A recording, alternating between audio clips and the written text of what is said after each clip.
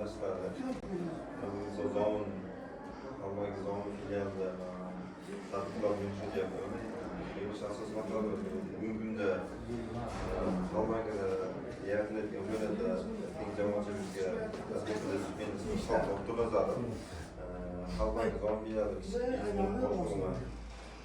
Shu asosan hozirgi kunda aholiga qilayotgan tajriba va bilishlarda odamlarni daromadini oshirish, odamlarni bandligini ta'minlash, shu nuqtai nazardan odamlarga bandligini ta'minlashda ishlab chiqarish hajmini oshirish, buning uchun odamlarga keraklicha yordam berib, ya'ni masalan biz asosan bank miqyosida bo'lgani uchun bank tarmoq aloqalari, bank xizmatlari ko'rsatish, kerak lozim darajada kreditlar ajratish shu usulda bo'ladi.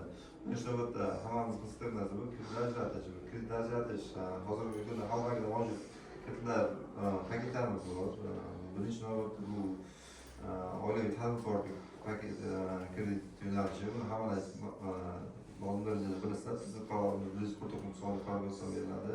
Jismoniy shaxslarga 33 milliongacha naqd pul yoki pul o'tkazish yo'l orqali ajratiladi. Keyingisi 306 yosh tadbirkorlarni tadbirkorlikni rivojlantirish. U hozirgi kunda bizning xalq bankimizda 312-qaror bo'yicha o'zgargan. Buni ham xuddi shu tartibda beradi. Faqat uni bu 149 sonli kreditlar har oilaning